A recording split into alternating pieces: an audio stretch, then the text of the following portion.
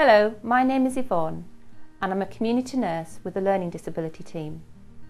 I'm going to talk to you about adapting your body language to improve your practice. As a health and social care practitioner, thinking about your body language and the way people see you is really important. Lots of people find it difficult or even get scared if they have an appointment with someone new or in a new or different place.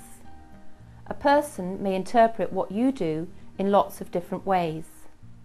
This might be because of the environment or who you are talking to. People with learning disabilities can have problems with communication, so it is really important to be aware of the ways in which you communicate and use your body language when working with people who have learning disabilities. Think about how you sit, stand, use your hands, and what you do when you are talking to someone. Ask the person if they can hear you. You might need to lean close, but be aware of personal space. Always ask the person for feedback on how you are communicating with them. You might also want to watch other health and social care practitioners and learn from the way they change their body language in different situations. Top tips.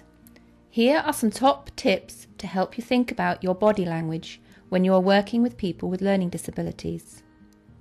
Don't cross your arms or legs. You have probably already heard you shouldn't cross your arms as it might make you seem defensive or guarded. Have eye contact, but don't stare. If there are lots of people you are talking to, give them all some eye contact to create a connection and see if they are listening. Keeping too much eye contact might unsettle the person. Always remember, if you are working with people with learning disabilities and their families or carers, make sure you give the person with the learning disabilities lots of eye contact. Watch the person's body language. Try to understand what the person is communicating to you with their body language. It may be that the person is anxious, worried, or unsettled. Try to find out ways that you can adapt your own manner and change the environment if it will make the person more at ease. Relax your shoulders. When you feel tense, it can show in your shoulders. They might move up and forward a bit. Try to relax.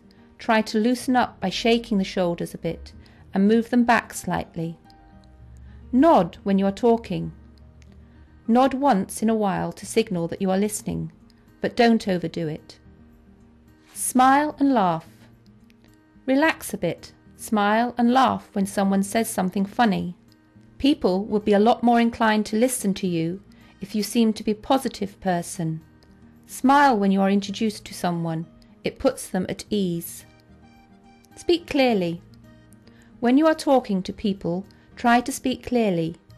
Do not use abbreviations. For example, DDA. Use the term Disability Discrimination Act. Do not rush what you are trying to say. Keep it simple and replicate the information twice or 3 times. Check that your message has been understood. Use a written note to give information about further appointments or any other instructions. Use your hands more confidently. Instead of fidgeting with your hands and scratching your face, use them to communicate what you're trying to say. Use your hands to describe something or to add weight to a point you are trying to make. But do not use them too much or it might become distracting.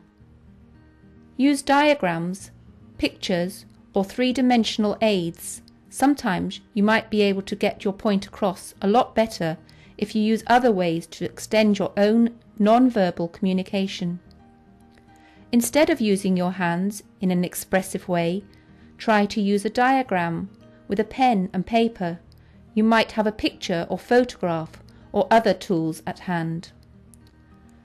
The more you use aids to help your non-verbal communication, the more likely you will be in communicating your message.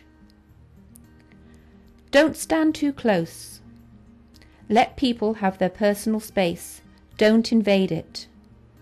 Don't use touch unless you have to. If you have to touch the person, then give the person advanced warning that you are about to touch their arm or their leg or other part of their body. Keep a good attitude. Be positive. Have an open and relaxed attitude. How you feel will come across in your body language and can make a major difference.